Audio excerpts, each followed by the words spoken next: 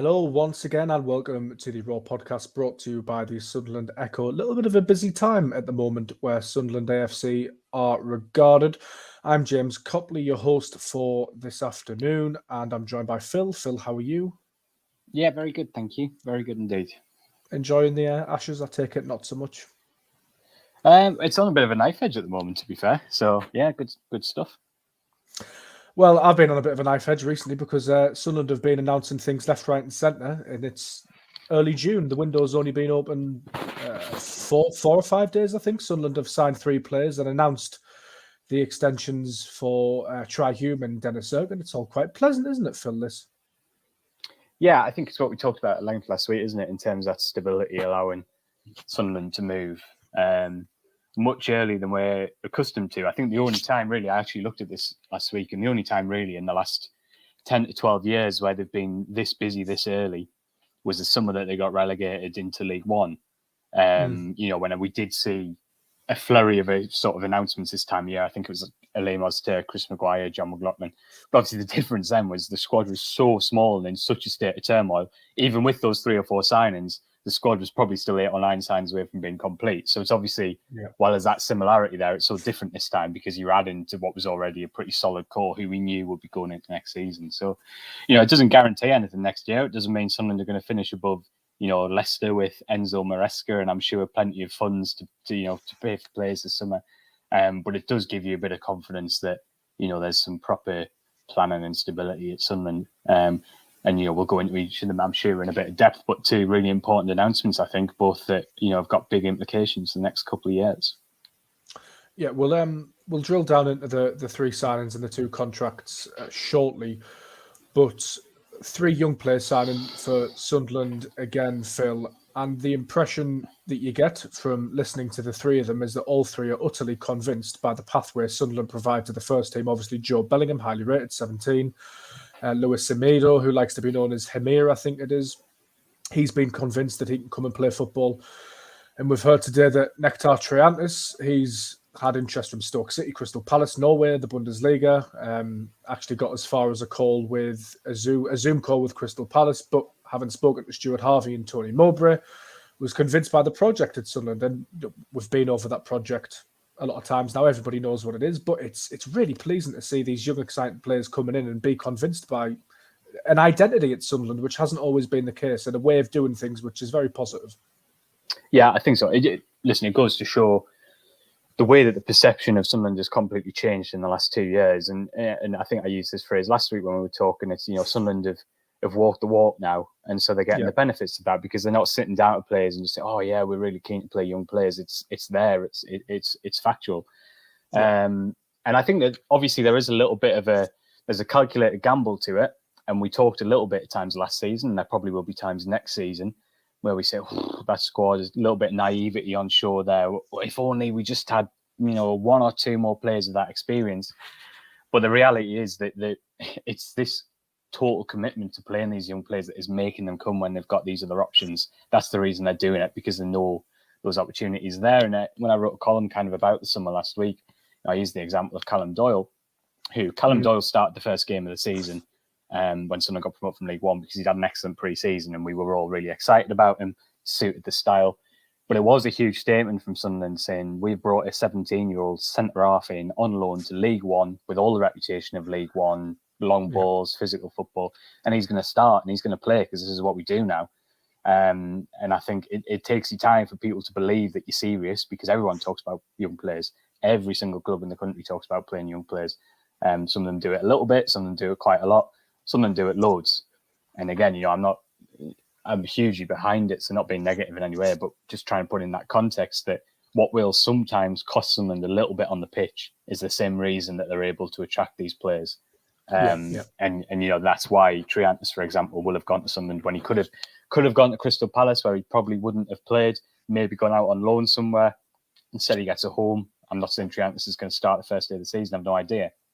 But we're pretty sure at some point in the next 12 months, he's going to play a fair amount of Championship football. So I think that, we're almost seeing the domino effect of what started 2 years ago and has kept going. And what we would have to say is accelerated massively since Tony Mowbray took charge. We're now seeing almost the delayed impact of that. where players are desperate to come and be part of it because they know they'll get those opportunities. And yeah, it is exciting. It's really hard to assess these signings because we don't know much about them. No, I can't tell you that of the Portuguese second division. So Hemir is an enigma to me. He looks like a big lad, which is great because we definitely have not had enough of those at the club over the last 18 months. But yeah, so I guess it's a little bit scary at times, as it always is when you sign sort of unproven players, but it's exciting too. Just looking back retrospectively, Phil, talk about that last season in League One with the commitment to youth and Callum Doyle. It very nearly went badly wrong, really, didn't it? Lee Johnson left with Sunderland. I know they were in the top two, but they'd just been hammered 6-0 off Bolton. And that commitment to youth was possibly a little bit under strain, under test. But then Alex Neil comes in and brilliantly gets Sunderland into the playoffs and up. You know, had it been Roy Keane, it might have been a different story. Had it been another manager, it might have been a different story. It hinged so much on that 2 or 3 months where it all could have not gone down the toilet, but certainly slowed, and there would have been a lot of soul searching had Sunderland not got out of League One. I think it was almost like they almost pushed the pause button, didn't they, on the project, if you like? You know, well, hang on, it's all well and good, but we've got ourselves into a bit of a pickle here. Mm-hmm. So I think, I almost look back on that period as almost temporarily hitting the pause. You know, okay, this has been pretty fun, but it could stop being fun pretty quickly. Let's get out of this division. I suppose if you look at the trajectory, really, I guess a really important moment was that when Alex Neil left, there was no, you know, Tony Mowbray was a bit of a gift for the club, really, in terms of he had that championship experience, the proven operator who'd won a lot of games at the level, but he also was somebody who could do it by playing young players. Because I suppose that at that moment when Alex Neil left and you're still only a few games into the season and it's a season where your priority is to stay up, there must be a temptation to go for your, inverted commas, safe pair of hands. And I suppose the beauty of what Mowbray brought last season was that he did a little bit of both. He was a safe pair of hands. He showed a bit of pragmatism when required, but he gave these young players opportunities. And again, just all these little interesting quirks, isn't there? Would Sunderland have had Callum Doyle back last summer if Tony Mowbray had been in charge from the start? Maybe they would have. You know, would Sunderland take Callum Doyle this season? Well, they wouldn't because they've got Cirkin, Elise, Triantis, possibly Johannesson. But you get my point. You know, it's interesting. That I suppose what I'm trying to make is that's a really interesting period because it was a deliberate, very short-term break from that strategy because there was a clear short-term goal. I think now that Sunderland are in the Championship, they can allow to be a little bit more, take a few more risks and let those kind of pressure points play out a little bit more. And we saw that last season, didn't we? So yeah, I think really interesting times. It's nice to be sat here in June, you know, with a little bit of certainty, things to talk about, a sense that when pre-season starts, not that everything's going to be in place, but the bulk of what, you know, we expect to see from the season is in place, and Mowbray can plan from day one on systems. You know, the first game of pre-season, he's actually going to be able to put some things in place rather than just who's available. So yeah, I think it is quite exciting times, and I say with a major caveat that I keep stressing that that's not me saying, oh, we're going to march into the top 2 this year, because it's going to be a bitterly sort of fiercely competitive division. But the omens, I think, are pretty good. We haven't had something like this for a long time. I made that reference to not knowing, you know, not being as active this early for a long time. Obviously, slightly different in the Premier League when the season finishes a bit later, etc. But you know, I can't remember. I think this is the most sort of organised, proactive summer we've probably had at the club for over a decade, I think. Yeah, long-term plan within a clear framework. I think it's really good to see. And that just made me think of something there when you were talking about hitting the pause button. Perhaps that does show that when required, this model or this, we do need to find a better word, this group of people at the club in control will actually be flexible when they feel it's desired. Maybe just a little food for thought there. One of the big issues, Phil, that's dominated the last 18 months, 2 years, God knows how many columns you've written about it, God knows how many words you've written about it, but the striker situation has been top on the agenda of a lot of people's minds for a long time. I'm not saying it's solved yet, because it's quite clearly not. We don't know what this guy's going to be like. He comes very highly rated, but there's lots of things that could happen. However, it's good that the club are taking steps to get that striker situation sorted after a fairly large slice of bad luck last season, it must be said. But you'd still think that there'd be a couple more to come there, perhaps? You'd certainly think one more, wouldn't you? all my all the conversations that I've had with Christian Speakman after Windows and what have you about the scenario, I don't think whether people like it or not, and I know a lot of people don't, and I can kind of understand why. Sunderland aren't going to be a club that go into a season with 4 centre forwards, 4 senior proven centre forwards. Some clubs do it, some just don't. We're going with five number 10s instead. But their opinion is, generally speaking, they're only going to play with one. That it's costly to carry 4 or 5 senior forwards. It can disrupt the harmony of your group because 3 of them aren't playing and they expect to play. You know, we saw the flip side of that argument last season when you didn't have enough and you had to adapt. The point I'm trying to make is I just don't see Sunderland in the current structure and regime going into a season with a load of centre forwards. I just don't think it's ever going to happen. I think where the club absolutely conceded that something had gone wrong and what wasn't right was that, you know, I think ideally they see, for example, Ross Stewart and Ellis Sims, you know, 2 senior centre forwards can play together, can play on their own. I think they were pretty happy with that. What they recognised was wrong was that below those 2, you didn't have that player slightly younger in their career, because Sims had played quite a lot of football. He's not like an academy kid. Blackpool and Hearts. Yeah, exactly. So there's one below that who you're looking at saying, well, maybe he'll make 15, 20, 25 appearances this year. Some of them might be off the bench. Some of them might be in the cup. And eventually he'll sort of push through so that when one of those 2 goes, you know, they can push through. Now, their defence was that player could have been Joe Hugel, it could have been Sam Greenwood, but there was obviously a huge gap in terms of the academy because of those player sales that happened during COVID and slightly either side of that. So the point I'm trying to get to here is I see Hemir as sort of coming into that category. Now, maybe he's a little bit further forward because of his pedigree and also the fact that, you know, as I've written in the column, which people can read, if they want to go on my Twitter or on the website, you can read it. You know, Hemir's cost over £1 million, my understanding, or could eventually cost over £1 million. It's not a free transfer. So he is very obviously someone they feel can make an impact because, you know, at championship level, you just don't spend that money if you're not going to make an impact. But the point I'm trying to make is I think this is a correction of trying to get that young player into the club who can, yes, they can make an impact now, but realistically, you're signing somebody for a longer period. We spoke a lot in January about Andras Nemeth, who was in Genk in Belgium at the time. They very much wanted him to be that. He opted to go elsewhere. So I see Hemir kind of being that kind of player, which in my long-winded way brings me back to I'd like to see one more slightly more senior option come in, or of a Sims or somebody of that ilk. The big sort of unknown at the moment is Stewart's injury. Is Stewart going to be fit for day 1 of the season? Because if he is, it's a tiny bit more relaxed, I think. But either way, given the uncertainty over his contract and also that Achilles, because it's a pretty major injury, let's not forget, you'd hope to see one more come in. I would expect they probably will look to try and bring one more in, whether it is a loan or another permanent deal.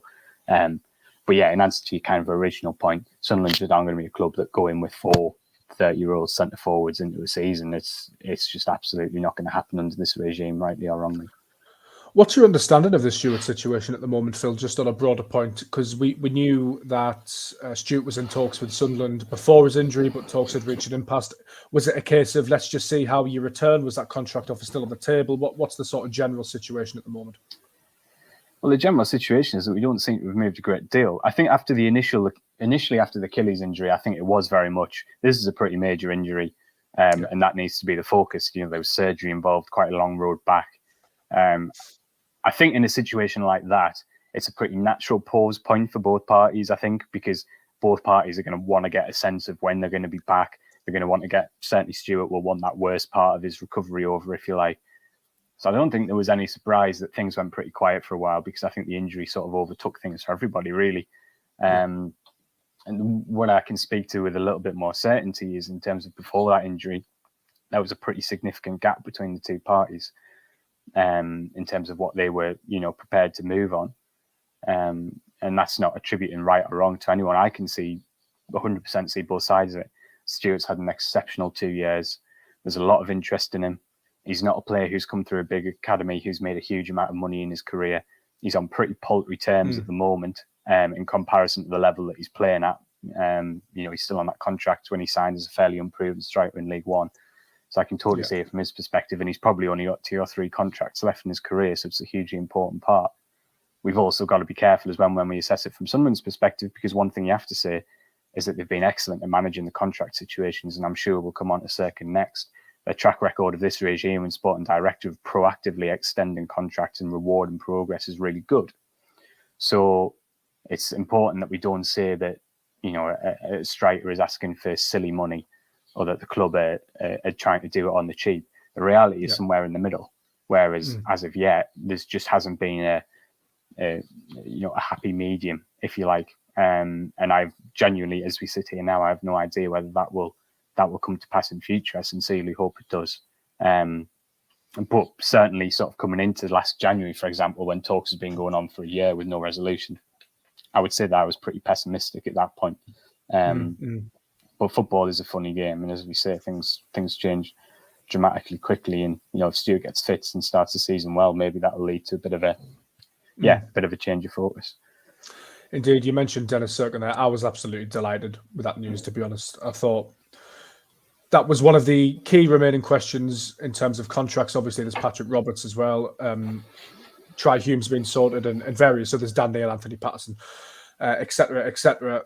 But Cirkin was a player, or is a player, whose ceiling is quite high, come up through a Premier League academy, has developed well at Sunderland, but seems to have really bought into Sunderland as well in terms of Sunderland giving him not just a platform, but I think a home as well, somewhere to settle, somewhere to grow. He seems to love it here. I remember speaking to him after we beat Wycombe Wanderers at Wembley, and he was glazed over, really, because I don't think he could realise the magnitude of what had happened and how great it was and how good it felt. And he looked absolutely shattered as well. I think he put a shift in that day. But yeah, I sort of go off on a bit of a tangent, but great to see that done, Phil, I think. Yeah, I think if you'd sort of asked me to draw up I probably did do it somewhere in some lost article somewhere, like a short list of 7 or 8 things that I want to see happen this summer. That was definitely right up there. And totally understandable that the Cirkin situation's gone under the radar because of Stewart, because strikers banging in goals just draw a different level of attention and hype. But I think the Cirkin one is massive, really, because you've got to put it into two perspectives, really, which is, I mentioned that column again. I'm going to give it another shameless plug. So sorry to everybody listening. This will be the last one, I promise. But, I was trying to explain that, this is quite a big deal for Sunderland on 2 fronts for me. One is that going into the season, it gives Cirkin absolute certainty. So from day one of pre-season, he can just focus on his own game. Mowbray knows that he's got a very versatile, very committed, very technically talented footballer. That's massive for Sunderland. We're not going to be talking about this at the end of August. It's done. Yeah. And the other aspect, I think, is looking a bit more where Sunderland are. If you look through the top 3 or 4 divisions, there are very, very, very, very few domestically qualified left-sided young left-sided defenders, left-footed, playing regularly. And this is one of the reasons why Sunderland signed Johansson in January, because they saw a player who probably had been in the under-21 system too long, I think, but with quite a bit of potential and a natural left-sided ball-playing defender, and there aren't many of them. So they more than saw that as worth taking a punt on, and hopefully in time, maybe with a little move, maybe not, he can emerge as a bit of a successor to Cirkin potentially, or certainly a rival. The point I'm making is that will make Cirkin pretty attractive to a lot of clubs in the UK. I'm pretty sure of that. So what I'm getting at there is that I'm pretty sure that if Cirkin wanted to run down his contract, he would have had some pretty significant suitors willing to offer him a very good deal. And it's a huge feather in someone's cap that they've created an environment where Cirkin, moving away from, Spurs, where he'd been for a long time, playing in the pressurised environment of, a League One promotion push and then the Championship, feels like it's an absolute no-brainer for him to sign for another 3 years. And, it's another example of what we talked about with Dan Neil, Anthony Patterson, some of these other young kids who signed long-term contracts. Either Sunderland grow alongside them and they go and play in the Premier League with Sunderland, touch wood, fantastic, or one or two of them accelerate a little bit further forward and they end up moving on with Sunderland with some cash that they can reinvest. So, yeah, I don't think it should get lost. I think that's a really big bit of business this summer. Really, really important bit of business. Obviously, Cirkin, there's a bit of you want him to stay fit for a long period. Last year, he was desperately unlucky, especially with the concussion, which was, he suffered because he was so brave and scored such a good goal, important goal at Millwall. But definitely, I'm sure it'll be a focus for him, as it will be with Adji Elise, to try and be available for 40, 45 games rather than 30, 35. But he's a kid he's a player who is going to have a big impact this season and also has a big future. So I just think it's one of those things you just, again, as we've been talking about, you see that structure, taking hold, producing results. It's exciting to see how he goes. He's a bit of a goal machine, wasn't he, last season? So fingers crossed he can replicate that this time around. This is the thing with Dennis Cirkin. He's won Sunderland points. He's won Sunderland at least 4 points that I can think of off the top of my head last season. Was it Millwall and then down at, is it Preston? West Brom. West Brom was the game. Too, sorry. Yeah. So that's 4 points off the top of my head that Cirkin's won by himself. So that doesn't tend to happen from left back or left centre back, really. No, it doesn't. Interesting question though is that I know Sunderland primarily want to play Cardiff with back as well. Mowbray does, and Cirkin can play left back, no problem. He's excellent there. But Cirkin's definitely, for me, played his best, most dangerous football for Sunderland on the left of the back three. That's the position where, to me, I just think he looks absolutely fantastic. It'll be interesting to see how that bears out this season. But again, that versatility is only a good thing. It's only a good thing for Mowbray, and also, which is the point I was going to get to, it opens up the possibility every now and then of playing two up top. Because if you've got someone who can almost push into the full-back positions and also carry the ball out from the left of the back three, it might give Mowbray a bit more confidence every now and then, if he needs to, within games or at the start of games, to get another big man up top and mix it up a little bit. I don't see that happening often. I think we all know Mowbray's going to be a 4-2-3-1 guy as much as he possibly can, but it's just nice to have these little bits of versatility in your squad. Just on the subject of versatility, Try Hume started his first game for Northern Ireland last night, and I think he started at left wing back against I can't remember who they were playing actually, but that's an interesting caveat. I know he sort of dabbled at left back at Sunderland at one point, but it's interesting that these players, and I guess it's a product of the modern game, isn't it, nowadays, but a lot of Sunderland's defensive line can play across multiple positions. Yeah. I mean, I haven't seen the game, so I'll tread carefully when I comment here, but I'm not sure I'd particularly want to see Try Hume at left wing back for Sunderland next season. That doesn't seem like the best use of his talents. I actually see Hume, to be honest, as incredibly similar to Cirkin, but on the other flank. On a different side. I think you could, Hume could be excellent on the right of a back three, just dropping into midfield, stepping out when he needs to, shuffling across when Gooch or whoever pushes on. So I definitely think, again, that's another live option for Mowbray to go with three at the back. He could play either one of those two. But I think partially that's just modern football. I think young footballers are expected to be able to play in a huge amount of positions, and the way the game's adapting, you can't really just be a fullback who runs up and down and kicks people anymore. You have to be able to step into midfield. You have to be able to be comfortable with the ball, and I think that's probably why they find it so easy to move into other positions.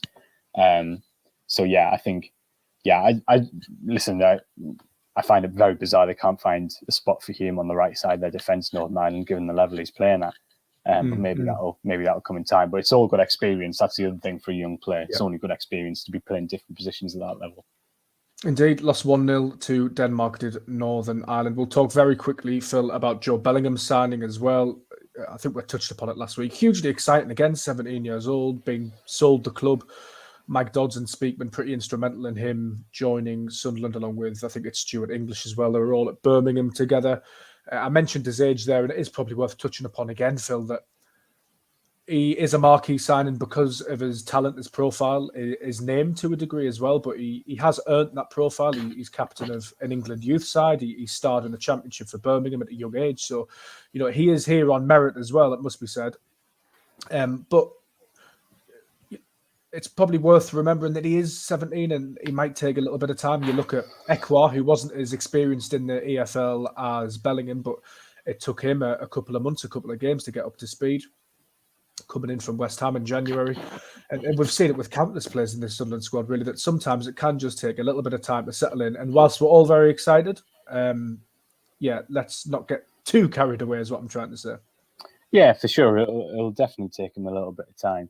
I think at that age, especially in the midfielder, it's not just about the experience, it's also just the physicality as well. He won't be, I can't imagine he'd be done growing yet, either in terms of his physique or his height. So, it is certainly a longer term process. But I think probably the encouraging thing from someone's perspective is that he has been able to dip his toe into the Championship pretty significantly last year. By the end of the season, he'd made quite a few starts. I know, I remember at the time he had a really good game away at Millwall, which is always a really good step for a young player because it's not an easy place to play, obviously.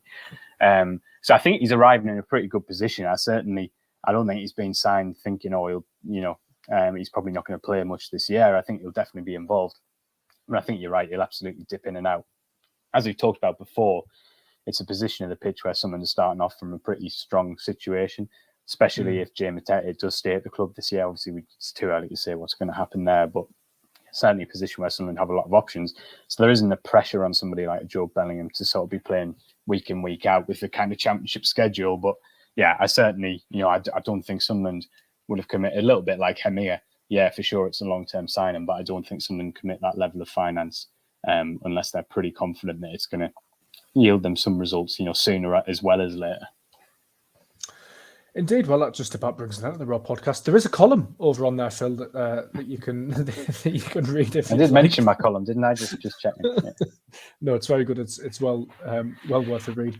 And there's plenty of other stuff up there as well. Lots of transfer stuff, lots of contract stuff. Phil's analysis, as always. Keep an eye out for the championship roundup later as well, if you want to keep an eye on what everybody else is doing in the division. But thanks again for joining us. And yeah, cheers for listening.